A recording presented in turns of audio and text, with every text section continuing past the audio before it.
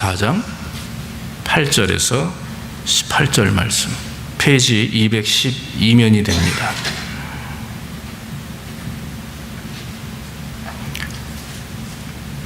네, 성경 말씀 찾을 때 모두 다 이렇게 성경 찾는 모습이 되게 보기가 좋으네요. 네. 네. 프로젝트 의지하지 마시고 성경책 꼭 가져다니시면서 그 성경을 꼭 찾으시고 그러기 바랍니다. 사도행전 14장 8절로 18절까지 우리가 한번 한 목소리로 같이 봉독합니다. 시작. 루스드라에 발을 쓰지 못하는 한 사람이 있어 앉았는데 나면서 앉은 뱅이 되어 걸어본 적이 없는 자라. 바울의 말하는 것을 듣거늘 바울이 주목하여 구원받을 만한 믿음이 그에게 있는 것을 보고 큰 소리로 가로되 내 발로 바로 일어서라 하니 그 사람이 뛰어 걷는지라. 무리가 바울의 행한 일을 보고 루가오니아 방언으로 소리질러 가로되 신들이 사람의 형상으로 우리 가운데 내려오셨다 하여 바나바는 스스라 하고 바울은 그 중에 말하는 자이므로 험해라 하더라. 성박 스스 신당의 제사장이 소화관을 가지고 대문 앞에 와서 무리와 함께 제사하고자 하니 두 사도 바나바와 바울이 듣고 옷을 찢고 무리 가운데 뛰어 들어가서 소리질러 가로되 여러분이여 어찌하여 이러한 일을 하느냐. 우리도 너희와 같은 성정을 가진 사람이라. 너희에게 복음을 전한 것은 이 헛된 일을 버리고 천지와 바다와 그 가운데 만유를 지으시고 살아계신 하나님께로 돌아오라 함이라. 하나님이 지나간 세대에는 모든 족속으로 자기의 길들을 다니게 묵인하셨으나 그러나 자기를 증거하지 아니하신 것이 아니니 곧 너희에게 하늘로서 비를 내리시며 결실기를 주시는 선한 일을 하사 음식과 기쁨으로 너희 마음에 만족해 하셨느니라 하고 이렇게 말하여 겨우 무리를 말려 자기들에게 제사를 못하게 하니라. 아멘. 아멘. 오늘은 루스드라에서 생긴 일, 루스드라에서 생긴 일이라고 하는 제목을 가지고 말씀을 나누기를 원합니다. 제목을 정하는데 굉장히 고민을 많이 했습니다. 왜냐하면 오늘 본문 8절에서 18절까지는 정확하게 세 가지가 구별이 되어 나옵니다. 그래서 안진뱅이를 일으키는 사건, 또 사람들이 바울과 바나바를 신으로 이렇게 섬기려고 하는 사건, 그 다음에 그들에게 복음을 증거하는 사건, 이렇게 세 가지가 나오는데 오늘은 전체적으로 루스드라에서 생긴 일을 통해서 바울과 바나바의 행적과 그 가운데 귀한 은혜를 찾기를 원합니다. 여러분, 한 사람의 성도가, 요즘에 제가 자주 이 말씀을 드리는 것 같아요. 한 사람의 성도가 자신의 믿음을 지키고 진리 가운데 살려고 하는 노력 굉장히 중요하죠. 중요합니다. 그런데 여러분, 나 개인이 하나님 앞에 옳게 사는 것 중요한 일이지만 그러나 그것은 굉장히 소극적인 일입니다. 하나님께서 말씀하신, 즉 예수님께서 말씀하신 성경의 신약의 두 군데의 귀한 말씀이 있죠. 사도행전 1장 8절 말씀과 마태복음 28장 19절 20절 말씀에 그 두 가지의 말씀을 보면 모든 족속으로 제자를 삼고 또 세례를 주고 가르쳐 지키게 하라 하셨고, 사도행전에서는 성령을 받고 사마리아 땅끝까지 이르러 증인이 되라 그렇게 말씀을 했습니다. 그러니까 나만 예수 믿고 내가 신앙적인 어떤 성숙을 이루고 내가 많은 어떤 은혜를 체험하고 하는 그 나 중심의 신앙이 아니라 이제는 정말 모든 사람들을 향해서 복음을 들고 나갈 수 있는, 그래서 이것은 전도뿐만 아니라 삶의 모습 속에서도 내 삶의 방향이, 내 삶의 내용이 이제는 내 가족 중심, 나 중심이 아니라 하나님의 나라와 하나님의 의를 구하는 쪽으로 방향을 틀어야 된다고 하는 것입니다. 믿습니까? 네. 예수님께서 우리를 위해서 십자가에 죽으시고 생명을 주셨습니다. 구원을 받았습니다. 구원받은 것으로 이제 그만 됐다 이렇게 말씀한 적이 없죠. 계속해서 우리에게 요구하십니다. 그 요구가 하나님께 합당하게 되기 위해서 하나님께서 우리에게 보내주신 것이 있는데 그 성령이죠. 성령께서 우리에게 날마다 말씀하시고 인도하신 은혜가 있기 때문에 우리는 그 성령의 은혜를 체험해야 되는 것이고, 그 성령의 뜻을 분별하기 위해서 우리는 하나님의 말씀을 묵상하는 것이고, 그 말씀을 믿고 의지하는 그런 하나님의 사람들에게 하나님께서는 역사하시고 또 하나님의 뜻을 보이신다라고 하는 것입니다. 중요한 것은 내가 무슨 은혜를 경험했느냐, 무슨 은사가 있느냐, 무슨 영적인 체험을 가지고 있느냐가 이제는 중요한 시대가 아닙니다. 이제는 이미 하나님의 성령이 우리 안에 임하심으로 우리가 그 성령에 순종해서 어떻게 하면 이제 하나님의 나라와 의를 구하는 그런 아름다운 인생이 될까. 불길을 간다 할지라도, 물길을 간다 할지라도, 좁고 험하고 환난과 핍박의 길을 간다 할지라도 우리는 하나님의 말씀을 붙들고 또 하나님의 말씀을 들고 성령 충만한 모습으로 살아가야 되는 것입니다. 저와 여러분들이 그런 인생이 되기를 주의 이름으로 축원합니다. 남은 인생이 얼마 남지 않았잖아요. 언제 주님이 부르실지 모르는 우리 인생, 진짜 이렇게 그냥 대충 내 신앙 하나 지키려고 아둥바둥 대다가 주님 부르시면 가가지고 할 말이 없어요.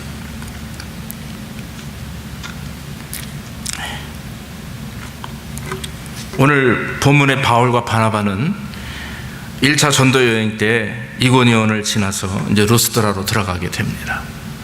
루스드라라고 하는 곳이 있는데 그것은 양의 물이라고 하는 뜻입니다. 아주 작은 도시입니다. 그곳에 가게 됩니다. 이고니아에서 한 남서쪽으로 32km 정도 이렇게 복음을 증거하러 계속 걷는 거죠. 걸어갑니다. 그래서 루스드라에 도착을 해서 복음을 증거하는데 가자마자 입구에서 사람들을 이제 모아놓고 바울과 바나바가 설교를 합니다. 그런데 그 자리에 안진뱅이가 하나 앉아 있습니다. 여러분, 안진뱅이라고 하는 병, 질병이죠. 문둥병, 안진뱅이, 소경, 혈루병 환자, 이제 피를 쏟는 병이죠. 그러니까 그 당시에 불치병은 이스라엘 사람들이 생각할 때 질병은 세 가지 이유에서 온다고 생각을 합니다. 첫째는 하나님의 영광, 둘째는 나의 죄, 셋째는 조상으로부터 지은 죄예요.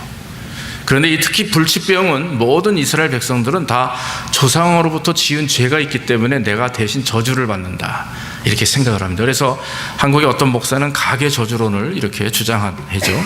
사실 잘못된 그건 이단입니다. 그런데 여러분, 이 이스라엘 백성들은요, 특히 이 안진뱅이도 마찬가지로 조상의 죄 때문에 자기가 저주를 받아서 이와 같이 질병을 앓고 있기 때문에 여러분, 그 사람의 영적 상태, 정신적인, 육신적인, 심리적 상태가 얼마나 정말 땅바닥 아닙니까? 아주 어떤 방법이 없죠, 그 사람을. 왜냐하면 사람들은 그를 무시하고 터부시하고 더럽다 여기고 죄인으로 여기고 옆에 가지도 않습니다. 그런데 여러분, 이 사람이 오늘 바울이 증거하는 복음을 듣기 위해서 그 자리에 앉아 있습니다. 오늘 성경 말씀 보니까 14장 8절 말씀에 루스드라에 발을 쓰지 못하는 한 사람이 있어 앉았는데 나면서 안진뱅이 되어 걸어본 적이 없다. 바울이 말하는 것을 듣고는 바울이 주목하여 구원을 받은 믿음이 그에게 있는 것을 보고 그랬어요. 성경에 나와 있는 많은 환자들, 질병에 든 또 문제를 가지고 있는 사람들이 주님 앞에 찾아옵니다. 하나님 앞에 나옵니다. 제자들을 찾아옵니다. 이유는 무엇입니까? 나음을 받기 위해서, 기적을 체험하기 위해서입니다. 어떤 말씀을 듣기 위해서라고 온 적은 거의 없었어요. 그런데 오늘 성경 말씀 보면 오늘 안진뱅이는 바울의 말하는 것을 듣고는 했습니다. 다시 말하면 오늘 안진뱅이가 바울을 찾아온 것은 자기의 먼저 문제, 질병을 해결받기 위한 그것이 먼저 우선이 아니라 하나님의 말씀을 듣기 위해서 먼저 왔다라고 하는 거죠. 굉장히 중요한 사실입니다. 사도 바울이 그 안진뱅이의 눈빛과 얼굴을 보고 그 하나님의 말씀을 듣고 집중하여서 은혜를 받는 모습을 보고 그 마음에 믿음이 있는 것을 확인합니다. 그리고 나서는 그동안의 질병들, 성경에 나와 있는 환자들은 먼저 주님을 찾아가고 먼저 사도들을 찾아와서 주여 나를 불쌍히 여겨 주옵소서 라고 하든지 나에게 무엇인가 내가 원하는 것을 달라고 할 텐데 했는데 오늘 성경에 나와 있는 안진뱅이는 그냥 앉아서 바울의 말씀을 듣기만 했습니다. 그런데 바울이 그 안진뱅이의 얼굴과 눈 속에서 믿음을 발견합니다. 그리고 나서 하는 말씀이 무엇입니까? 바울이 주목하여 구원받을 만한 믿음이 그에게 있는 것을 보고 큰 소리로 가로되 내 발로 바로 일어서라 하니 그 사람이 뛰어 걷는지라. 사랑하는 성도 여러분, 안진뱅이의 신앙은요 기적의 중심으로 되어 있는 게 아니라 말씀의 중심입니다. 믿습니까? 눈에 보이는 기적에 자기가 경험하자 하는 그런 어떤 기적에 집중하는 것이 아니라 바로 하나님의 말씀에 집중하였다라고 하는 것입니다. 하나님의 말씀, 하나님의 뜻에 집중하는 자들이 복을 받게 되는 것입니다. 안진뱅이는 하나님의 말씀을 믿고 의지하면 자기가 변화될 줄을 알았죠. 하나님의 말씀을 따라 순종하고 그 사도의 입에서 나오는 말씀을 받을 때에 그 마음속에 믿음과 은혜와 성령 충만함을 경험하게 되는 것입니다. 주목하여 대놓고 갑자기 일어나 뛰라 할 때 안진뱅이는 대꾸하지 않고 무조건 일어났습니다. 내가 이거 일어나도 되겠습니까? 정말 사도 바울이요 진짜입니까? 한번 해볼까요? 이게 아니라 말하는 즉시로 벌떡 일어나서 뛰었다 했습니다. 이미 마음 중심에 하나님의 말씀으로 가득 차 있었다라고 하는 거죠. 성령의 역사하심이 그 마음속에 가득 참으로 의심과 또한 어떤 미련과 어떤 그런 다른 생각들이 전혀 그 마음에 들어있지 않다라고 하는 것입니다. 사랑하는 성도 여러분, 하나님의 말씀은 사락구 운동령이 있다고 했습니다. 좌우에 날선검이 있다고 했습니다. 그 말씀을 듣는 사람들의 심령과 골수를 쪼갠다고 했습니다. 심령과 골수를 쪼개는 것이 무엇입니까? 자기의 죄를 회개하는 것입니다. 자기의 어두운 부분을, 자기의 문제를 발견하는 것입니다. 하나님의 말씀은 빛입니다. 하나님의 말씀은 능력입니다. 하나님의 말씀은 생명이기 때문에 죽어있는 영혼이, 문제를 경험하고 있는 영혼이, 어둠과 죄 가운데 있는 영혼이 하나님의 말씀을 받으면 변화되는 것입니다. 믿습니까? 생명으로 변화되는 것이고 밝은 빛으로 걷게 되는 것이고 또한 자기의 죄를 회개하고 주님 앞에 무릎 꿇고 고백하며 하나님 앞에 예배하며 영광 돌리는 그런 믿음 있는 자의 자리에 설 수 있는 것, 이것이 바로 하나님의 말씀의 능력이라고 하는 것입니다. 오늘 안진뱅이는 하나님의 은혜를 통해서 구원을 받습니다. 바울의 그 한마디가 안진뱅이에게 힘을 주었고 바울은 그 안진뱅이의 얼굴과 눈에서 믿음을 찾게 되었고 그 믿음은 결국 자기가 원하는 것을 얻게 되었다라고 하는 것입니다. 사랑하는 성도 여러분, 우리가 이런 은혜를 보면서 저는 성경에 일어나는 모든 일들을 믿습니다.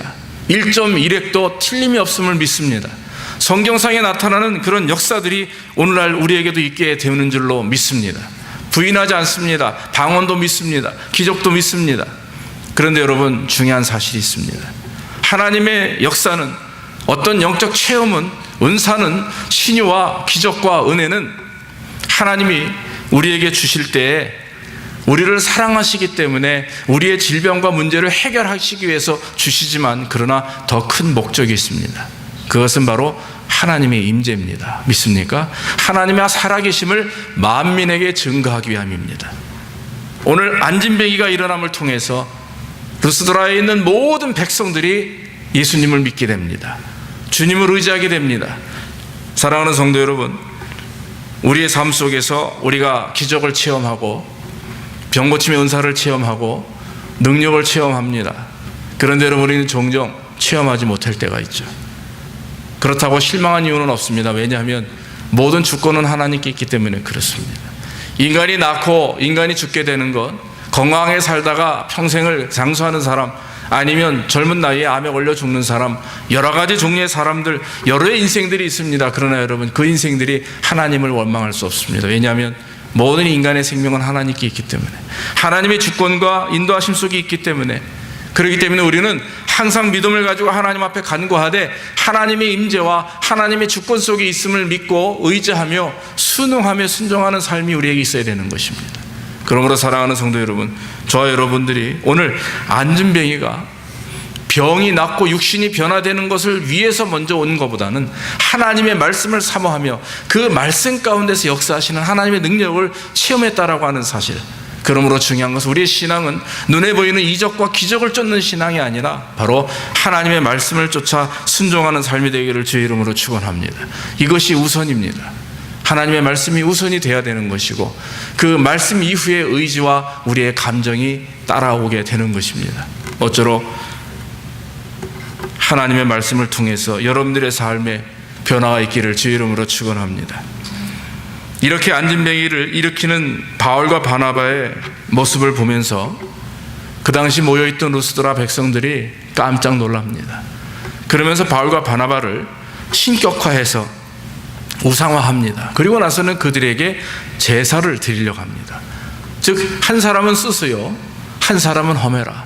바나바는 스스고 또 바울은 허메라, 이렇게 이름을 짓고 그들이 섬겼던 신의 이름이죠. 그리고 나서는 소화와 그 다음에 화관, 꽃바구니를 가져와 가지고 그 사람들을 딱 가운데 앉혀놓고 제사를 드리려고 합니다. 기가 막힌 노릇이죠. 여러분, 왜 그 루스드라 사람들이 바울과 바나바를 스스와 허메라 이렇게 얘기했습니까? 전 그 역사로 올라갑니다. 하나의 그들에게는 예전에 내려왔던 그런 하나의 유래가 있었습니다. 얘기가 있었는데 그게 뭐냐면 스스를 제우스 신을 스스라고 합니다.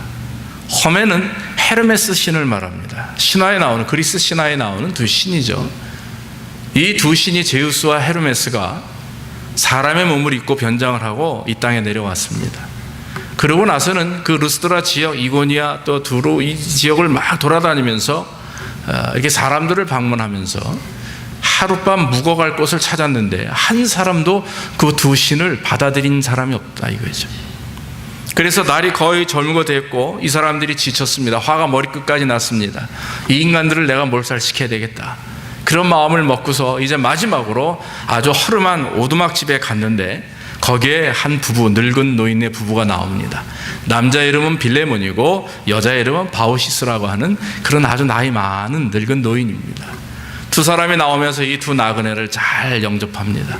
그리고 나서는 비록 누추하지만 따뜻한 그 이부자리를 피워주고 그리고 있는 것을 다 마련해서 아주 풍성하게 대접을 합니다. 이 두 사람이 감동을 했죠. 그 사람이 바로 제우스 신과 헤르메스, 스스와 허메이죠.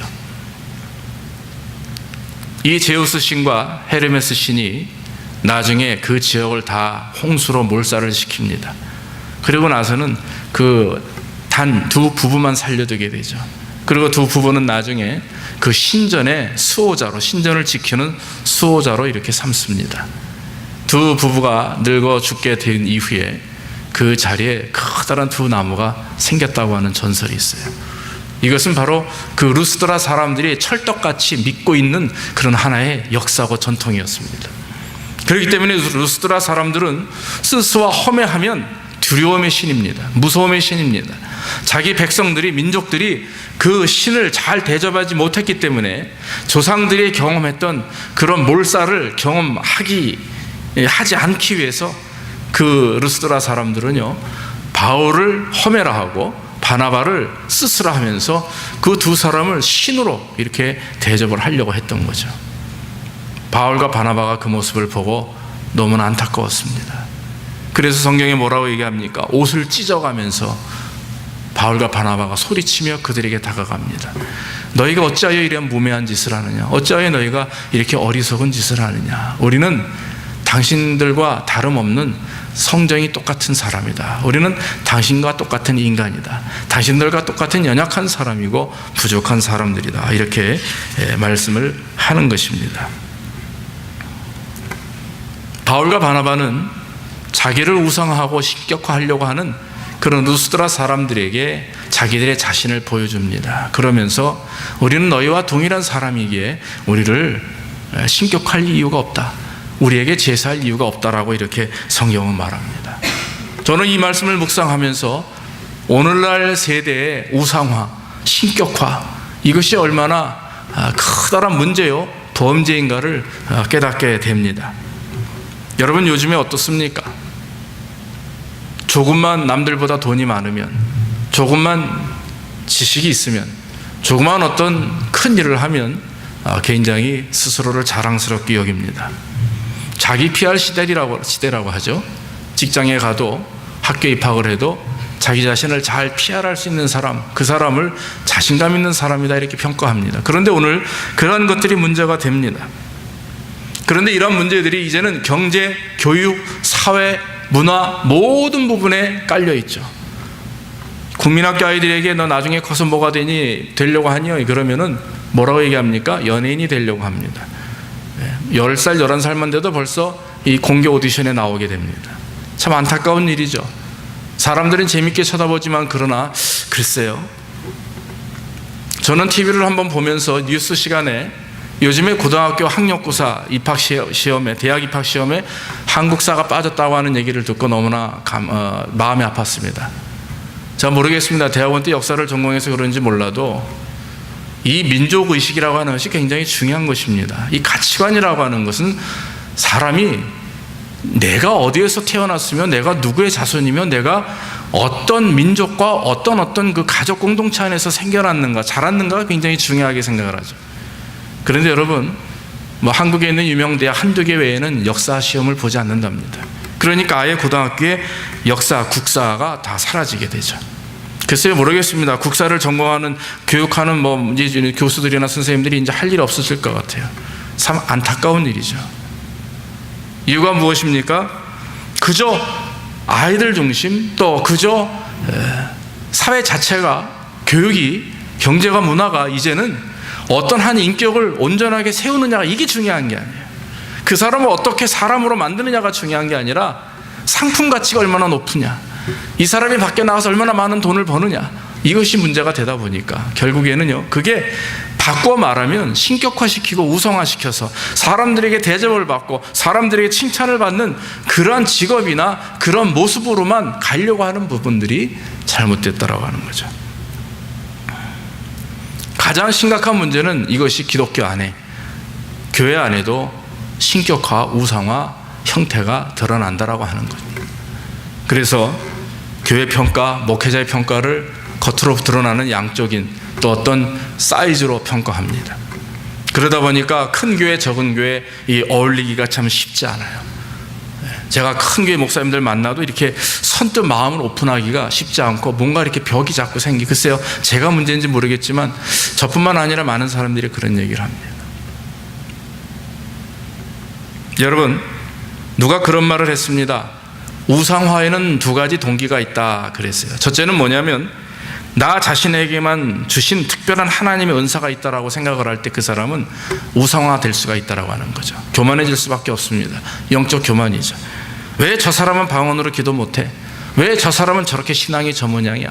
왜 저 사람은 이럴 때 예배 오지 않아? 왜 저 사람은 이래? 늘 비교하고 정죄하는 그런 습관들, 표적과 이적을 행하고 무엇인가 다른 사람과 다른 목회자와 다른 교회와 다른 성도와 나는 차이가 있다라고 생각하는 그런 어떤 생각들, 그것을 우리는 쉽게 영적 교만이라고 하는데 하나님은 그것을 영적 교만 차원 이상으로 하나님과 동일시 여기려고 하는 그러한 어떤 신격화와 우상화로까지 생각하고 계시다라고 하는 것입니다.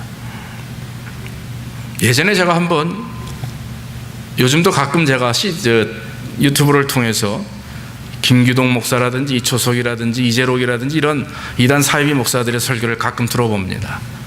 기가 막히는 일들이 많이 있어요. 어떤 신학적인 것은 거의 없습니다. 그저 체험적입니다. 그저 단순한 진리가 아닌 생각을 증거하는데 사람들은 열광합니다. 한 문장이 끝날 때마다 쌍수를 돌고 박수를 칩니다. 거의 저는 그 모습을 보면서 수천 명의 사람들이 교회 왔는데 꼭 그 김정일이 뭐 하고 나면 막 북한 사람들 열렬히 박수치는 그 모습하고 똑같아요. 근데 그 중에 어떤 사람이 이런 얘기를 했습니다. 나는 부모로부터 물려받은 죄를 몽땅 쏟아버리고 하나님의 말씀으로 죄성이 없는 새 피를 받았다. 따라서 나는 원죄와 자범죄가 없다. 이렇게 설교 중에 얘기를 했어요. 다시 한번 읽어드릴게요. 나는 부모로부터 물려받은 죄를 몽땅 쏟아버리고 하나님의 말씀으로 죄성이 없는 새 피를 받았다. 따라서 나는 원죄와 자범죄가 없다. 이게 만민중앙교회 이재롱 목사가 한 얘기입니다. 그 다음에 한 달 뒤에 뭐라고 또 설교하냐면, 나는 무리를 걷는 것 외에 성경 66권을 다 이루었다. 그렇게 교인들에게 설교를 해요. 이제 스스로 자기 자신이 하나님과 동일하게 여기는 거예요. 하나님을 말하고 예수 그리스도를 말하고 보혈의 피를 말하며 회개를 말하고 죄사함을 말하고 귀신을 쫓아내는 숙사를 하지만, 그러나 막상 그 중심 속에는 자기가 하나님이 되어버린, 이것이 오늘날 대형교회 큰 것, 몰리는 그런 문제들, 그런 것들로 인해서 점점 세대가 우상화되고 썩어지고 이제는 정말 하나님 앞에 온전히 설 수 없는 그런 모습이 된다라고 하는 것입니다. 그래서 스스로 나 자신이 하나님 앞에 받은 은사가 다른 사람들보다 각별하다, 다른 교회보다 크고 다른 누구보다 어떻다. 저번에 한 번은 TV에서 어떤 목사님이, 아주 요즘에 신사도 운동을 크게 하는 목사님이 유튜브를 통해서 한번 설교를 하는 걸 들었는데, 아마 큰 교회 목사님들이 그 사람을 아주 위대한 종이다 이렇게 얘기했다가 이단 정제되고 이러니까 이제 아마 아무런 얘기를 하지 않았나 봐요. 그러다가 그 얘기하는 사람들을 막 그냥 욕하면서 거기에 누가 그런 얘기를 하더라 이겁니다. 어떤 목사님이 저에게 얘기하기를, 나 같은 사람은 특별히 하나님이 점찍은 사람이다, 이렇게 평가를 했다라고 해요. 그러니까 다른 목사와 다르게 그런 대형교회 목사님들은 어떤 하나님이 특별하게 점찍은 사람이다. 그게 여러분, 그 생각의 시초가 뭔지 아십니까? 바로 신사도입니다. 그래서 한국의 신사도 운동이 커다란 문제고 이제는 전 세계적으로 큰 문제입니다. 즉 하나님이 이제는 오늘날 새로운 예언자와 사도들을 선출하셔서 그 사람들을 통해서 세상을 변화시킬 것이다. 바로 그것을 말하는 사람들 자기들이 바로 그 12사도와 예언자들 속에 들어있다라고 하는 거죠. 우상화를 추종하는 많은 무리들이 오히려 우상화를 만들어 갑니다. 성도들이 여러분 뭘 알겠어요? 여러분 여기 계신 분들은 그래도 성경 공부하고 우리가 제자 훈련하고, 여러분 눈에 보이는 것들을 쫓아가는 사람들이 과연 뭘 알겠습니까? 그러니까 무지한 성도들이 결국에는 수천 수만이 모이게 되니까 결국에는 그 목회자들이, 그 교회 지도자들이 스스로 우상화 된다고 하는 것입니다. 사랑하는 성도 여러분, 오늘날 하나님의 많은 종들이 이런 함정에서 벗어나야 될 줄로 믿습니다. 한국의 모 교회 돌아가신 목사님은 교회 확장이나 큰 것을 원치 않으셨습니다. 그러나 후임 목사님은 그걸 원했죠. 결국 큰 문제가 생겨서 지금은 어려움 속에 있는 걸 여러분들 잘 아실 것입니다. 저는 돌아가신 그 목사님 너무너무 존경합니다. 그분을 여러 번 뵙고 만났고 얘기를 나누고 그러면서 그분의 목회 철학이 무엇인지를 배웠습니다. 제가 따라가지 못하기 때문에, 제 인격과 제 성품과 제 부족함 때문에 제가 온전히 하나님 앞에 온전한 목회를 하지 못하지만 저는 늘 마음속에 그 목사님을 기억합니다. 그분에게 있어서 가장 중요한 것은 바로 자기 자신이 죄인임을 늘 고백하는 거죠. 우리 자신을 통해서 날마다 십자가를 바라보는 것입니다. 사랑하는 성도 여러분, 성도의 할 일이 무엇입니까? 하나님을 믿는 백성들이 하는 일이 무엇입니까? 수도사가 아닙니다. 제가 말씀드리는 것은 수도사도 아니고 어떤 중세시대의 그런 사람들이 아니라 이제는 내 자신이 하나님 앞에 부족함을 깨닫고, 여러분 이런 우상화를 벗어날 수 있는 것, 영적 교만을 벗어날 수 있는 것은 두 가지만 인정하면 됩니다. 하나는 첫째 절대 주권입니다. 모든 것이 하나님의 능력 안에 있고 손 안에 있고 계획하심 속에 있다라고 하는 그 주권. 두 번째는 나는 죄인이라고 하는 사실입니다. 나는 회개할 마땅한 사람, 나는 죽을 수밖에 없는 죄인. 그러나 전적인 하나님의 은혜로 말미암아 내가 구원받았다. 내가 가지고 있는, 내가 아무리 신앙이 훌륭하고 내가 아무리 하나님 앞에 온전한 신앙의 모습을 보이고 기도를 많이 하고 한다 할지라도 보니까 어느 목사님은 하루에 8시간 기도하고 어느 사람은 12시간 기도하고, 이초석 목사님 하루에 12시간 기도한대요. 김기동 목사나 조용기 목사나 윤석전 목사님은 하루에 6시간 이상 기도한답니다. 많이 기도하는 것은 좋죠. 그러나 여러분, 많이 기도하는 것을 드러내는 것은 좋은 일이 아닙니다. 하나님만 아시면 되는 거 아니겠어요? 글쎄요 여러분, 제 설교가 갑자기 누구를 비방하는 것이 아니라 제가 이 말씀을 드리고자 하는 그 목적은 우리 스스로 늘 겸손하게 나 자신이 10시간을 기도하든 하루 24시간을 기도하든 중요한 것은 내가 몇 시간을 기도했느냐가 중요한 게 아니에요. 내가 어떻게 하나님 앞에 서느냐. 아무리 12시간, 14시간, 24시간 기도해도 내 삶의 모습이, 내 감춰져 있는 보이지 않는 내 인생의 삶의 모습과 내 저 중심 깊은 곳에 하나님 앞에 합당하지 못한 것들이 자라나서 오히려 하나님을 나중에 업신여기는 죄로 변질된다면, 그래서 범죄하고 그래서 교만하고 그래서 넘어진다면 그것은 그 헛된 그 기도 시간들이 헛된 시간으로 평가받을 수밖에 없다라고 하는 거죠. 중요한 것은 여러분, 이제 우리의 신앙은요, 겉으로 드러나는 신앙이 돼서는 안 됩니다. 내 중심의 신앙이 하나님 앞에 얼마나 떳떳한가. 내가 정말 하나님 앞에 죄인으로, 회개한 자로, 거듭난 자로 이제는 하루하루의 삶이 주님이 기뻐하는 아름다운 삶이 돼야 될 줄로 믿습니다. 오늘 바울은 제가 이 말씀을 묵상하면서 깨닫는 부분이에요. 여기서 만약에 바울이 삐끗 잘못 생각만 했다면 아마 바울과 바나바는 루스드라의 왕족이 됐을 것입니다. 아마 신이 됐을 거예요. 대단한 사람들이죠. 그 사람들을 수천수만의 백성들을 거느리는 아마 아주 그 유명한 사람이 됐을 겁니다. 그러나 여러분, 바울과 바나바는요, 옷을 찢었다고 했어요. 성경에 구약에 있는 신약의 사람들이 옷을 찢는 이유는 두 가지입니다. 자기의 죄를 회개할 때 옷을 찢고 머리에 재를 뿌리고 무릎을 꿇고 엎드려 기도하죠. 두 번째, 옷을 찢는 것은 너무나 민망하고 안타깝고 너무나 안절부절 못할 때 자기 옷을 찢는다고 그래요. 그런데 여러분, 바나바가 옷을 찢었던 이유는 그 사람들의 영적 무지함을 바라보며 옷을 찢는 거예요. 여러분, 우리는 그런 삶이 돼야 되는 거죠.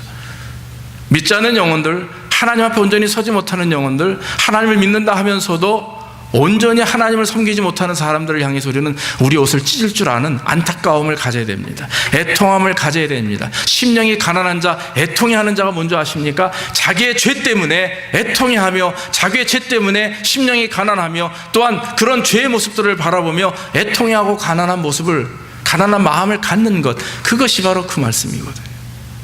오늘 바울과 바나바는 바로 그러한 신앙의 모습을 가졌다라고 하는 거죠. 사랑하는 성도 여러분, 우리는 잠시 잘못하면 우리 스스로 우상화 만듭니다. 우상숭배가 무엇입니까? 하나님 외에 다른 신을 섬기는 것이 우상숭배입니까? 그거는 가장 간단하고도 가장 쉬운 얘기입니다. 우상숭배는 늘 누누이 말씀드리지만 내 중심 속에 하나님보다 더 사랑하는 것이 있으면 우상숭배입니다. 그런데 하나님보다 나를 더 사랑하면 그게 우상숭배고, 하나님보다 내 자식을 더 사랑하면 그것이 우상숭배죠. 여러분, 어떻게 평가하시겠어요? 어떻게 생각하십니까? 우상화라고 하는 것, 식격화하는 것은 너무나 간단합니다. 너무나 넘어지기 쉬운 일입니다. 그런데 오늘날 많은 사람들이 날마다 우상을 섬기고 날마다 하나님 외에 다른 신을 섬기면서도 주일날 교회에 와서는 하나님, 내가 여기 왔나이다, 그렇게 찬양하고 예배하죠. 저도 그런 것 같습니다. 여러분, 우리는 이 길을 돌이켜야 될 줄로 믿습니다. 믿습니까? 믿습니까? 대답이 없으시네요. 너무 무거운 것 같아서 죄송합니다만, 하나님께서 오늘날 우리에게 원하시는 것이 바로 그것입니다. 오늘 바울과 바나바를 바라보면서 우리의 삶 속에서 하나님보다 더 사랑하는 것들이 있는가? 하나님보다 더 관심을 가지고 신경을 쓰고 있는가? 어떤 것에 신경 쓰고 있습니까, 여러분? 여러분들의 사업, 자녀, 가정, 교육, 그런데 하나님은 질투하십니다. 그것을 가지고 고민하며 그것을 가지고 애쓸 때 하나님은 질투하십니다. 하나님의 말씀은 이거죠. 왜 그 문제를 가지고 고민하느냐? 나에게 오라, 나에게 아뢰라, 나에게 기도하라, 나에게 고백하라. 내가 그 문제를 해결할 것이다. 믿습니까? 하나님 앞에 드러내놓고 고민하며 기도하는 그런 저와 여러분들이 되어야 될 줄로 믿습니다. 마지막 그 문제가 끝난 이후에 바울이 그들을 진정시키고 나서 하는 행동이 바로 마지막으로 복음을 증거하는 일이었습니다. 다 앉혀놓고 안정시키고 그들에게 복음을 전하는데, 바울은 먼저 바울이 왜 그들에게 복음을 증거해야만 되는지를, 그 목적을 전합니다. 15절 말씀 보면 너희에게 복음을 전하는 것은 이 헛된 일을 버리고 천지와 바다와 그 가운데 만유를 지으시고 살아계신 하나님께로 돌아오라 함이라 그랬어요. 살아계신 하나님께로 돌아오게 함이라. 바울은 복음을 참 지혜롭게 전하는 사람입니다. 복음을 듣는 사람들에게 맞추어서 복음을 증거합니다. 여러분, 예수님이 복음을 증거할 때 유대인들은요, 회당에 있는 그런 회당 정회원들이나 이런 유대인들이나 바리새인들이나 이런 율법학자 이 사람들에게는 그에 맞는 수준과 그에 맞는 말씀으로 가르쳤어요. 밭을 가는 농부들에게 가가지고 신학적인 얘기 해봤자 알아듣지도 못합니다. 밭을 가는 농부들에게는 수고하고 무거운 짐진 자들아 다 내게로 오라. 내가 너희를 편히 쉬게 하리라. 내 멍에는 가벼우니 나와 함께 내 멍에를 매자. 밭을 가는 사람들이 쉽게 알아들을 수 있는 밭 가는 것과 소와 멍에를 비유해서 말씀을 드렸어요. 어부들에게는 또 그거에 맞는 말씀을 합니다. 여자들에게는 또 여자애들에게 맞는 말씀을 합니다. 과부들에게는 과부들에게 맞는 말씀을 합니다. 그때 복음을 듣는 사람들의 입장과 상황과 처지에 맞춰서 예수님은 복음을 쉽게 설명해서 그들에게 설명합니다. 증거합니다. 그런데 오늘 바울을 가만히 보십시오. 분명히 조금 전에 13장입니까? 안디옥에 가서 어떻게 증거합니까? 안디옥에서 바울을 만난 사람들은요, 율법자들이에요. 유대인들입니다. 아주 구약 성경에 능통한 사람들입니다. 바울이 뭐라고 고백합니까? 예수님을 설명하기 이전에 구약의 역사를 말합니다. 성경을 말합니다. 율법을 말합니다. 예언서를 말합니다. 말하면서 지금 얘기하는 예수 그리스도는 구약 성경에 예언서에 율법서에 기록되어 있는, 이미 예언되어 있는 하나님의 아들이다. 그것을 설명하는 거예요. 듣는 사람들이 깜짝 놀랍니다. 저 바울이 어떤 사람인지 알고 있지만 저 입에서 나오는 그 말씀이 자기들이 알고 있는 것보다 더 훌륭하게 알고 그 지식과 그 능력에 사람들이 머리를 숙이죠. 그 가운데 조용히 하나님의 말씀 가운데 예수 그리스도를 증거하는 은혜를 통해서 그 많은 사람들이 예수를 믿죠. 바로 오늘 본문 이후에 보면 안디옥에서, 이고니온에서 사람들이 몰려 들어옵니다. 유대인들이, 즉 바울을 잡아 죽이려고 몰려오면서 바울을 냅다 돌로 쳐 거의 죽게 합니다. 성경에 거의 엎으러졌는데 그 다음날 뻘떡 일어나죠. 기적이죠. 하여튼 이런 일들이 있었습니다. 그래도 오늘 성경에 보면 바울과 바나바가 루스드라 사람들에게 말씀을 증거하는데, 루스드라 사람들은 유대인이 아닙니다. 루스드라 사람들은 이방인입니다. 이교도입니다. 스스와 험의 신전이 있는, 아주 그래서 그 도시 안에 스스와 험의를 섬기는 신전이 있는 곳인데, 그런 사람들이 모여서 말씀을 듣다 보니까 그 사람들에게 복음을 증거하기 위해서는 지금 구약 성경 얘기해서 되는 게 아니에요. 그 사람들의 상황과 처지를 이해합니다. 그래서 그 사람들이 가장 알고 있는 것은 바로 자연이고, 자연의 계시, 자연을 통해서 그들은 나름대로의 신을 만나기 때문에 오늘 바울은 뭐라고 설명합니까? 15절 말씀부터 한번 봅시다.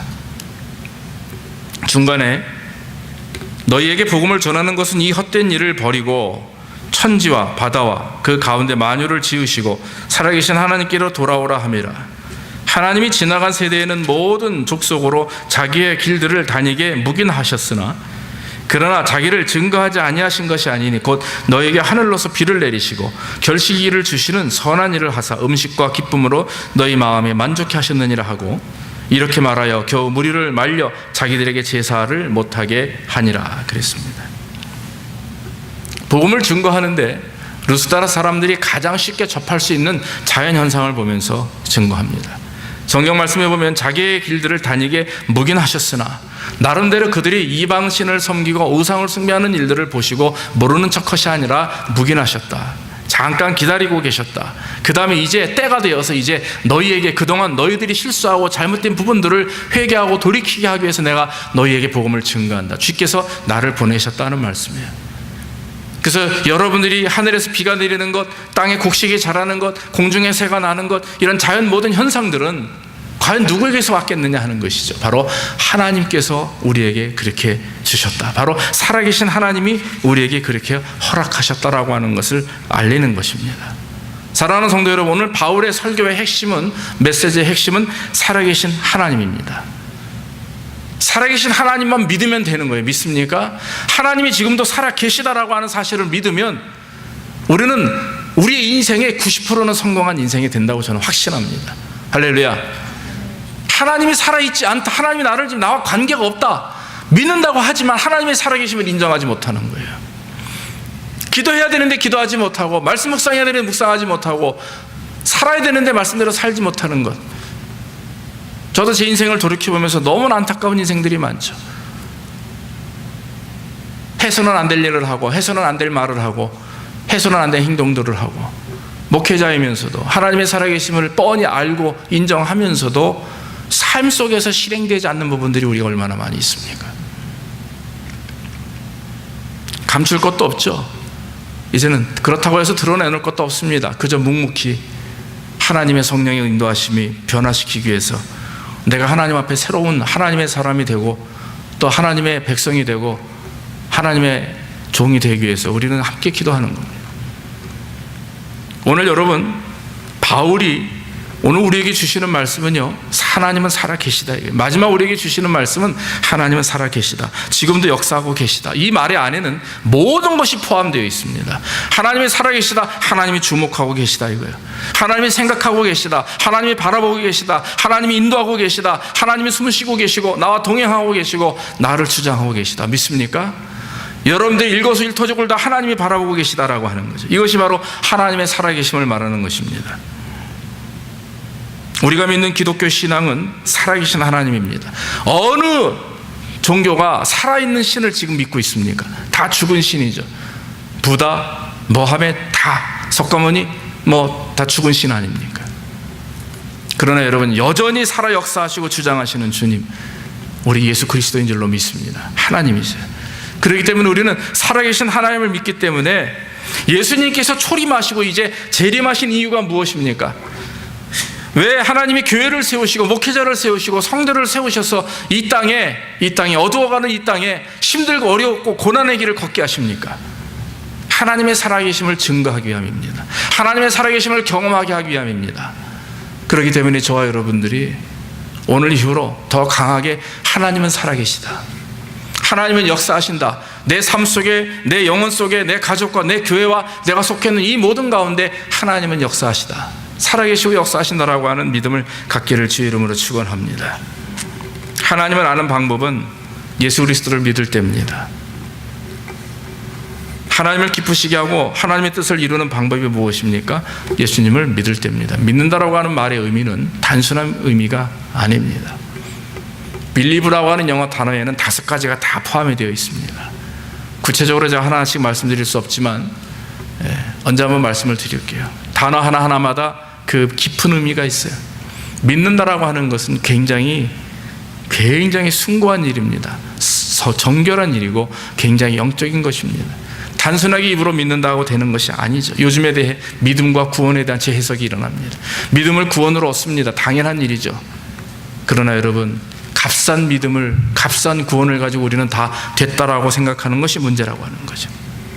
우리가 정말 하나님의 살아계심을 믿고 하나님의 역사하심을 바라보고 하나님이 우리를 통해서 영광을 받으시길 원하신 것을 우리가 따라 순종함으로 영광 돌리고 하는 이런 삶을 통해서 드리는 것은 단순히 우리가 그냥 입으로 믿는다라고 하는 이 고백을 통해서만 되는 게 아니라 삶을 통해서 믿음이 증거로 드러나고 열매가 나오고 또 그로 인해서 하나님이 기뻐하고 나아가 사람들에게 하나님의 사랑과 은혜와 살아계심을 증거하는 일이 오늘날 우리에게 필요하다고 하는 것입니다. 사랑하는 성도 여러분, 말씀을 맺습니다. 오늘 바울과 바나바는 루스드라에 가서 먼저 안진뱅이를 고칩니다. 그리고 자기를 우상화하려고 하는 백성들을 안정시키고 그들에게 하나님은 살아계심을 증거합니다. 구별되어 있는 것 같으나 그러나 한 가지 맥락이죠. 우리가 눈에 보이는 기적들, 눈에 보이는 현상을 따르지 아니하고 나아가 하나님의 말씀을 믿고 말씀을 의지하는 가운데 그 살아계심을 믿고 의지하면서 나아가서 복음을 증거하는 일. 그래서 이제는 내 신앙만을 지키는 소극적인 신앙이 아니라 이제는 적극적으로 하나님의 말씀을 대언하며 증거할 수 있는 그런 뭔가 하나님 앞에 영광이 되고 주님께서 내일 당장 부르실 때에 잘했다 칭찬 받을 수 있는 그런 열매를 맺는 신앙이 우리에게 있어야 되는 줄로 믿습니다. 모쪼록 적극적인 복음 전도자로, 또 신앙인으로, 제자로, 또 나아가 하나님의 살아계심을 직접 체험하며 증거하며 눈에 보이는 그런 체험과 역사를 쫓는 것이 아니라 하나님의 말씀만으로도 감격하며 변화될 수 있는 그런 저와 여러분들이 되기를 주의 이름으로 축원합니다. 기도하겠습니다. 아버지 하나님, 감사합니다. 오늘도 부족한 종을 통해서 하나님의 말씀을 증거할 수 있도록 인도하시니 감사합니다. 우리의 모습 속에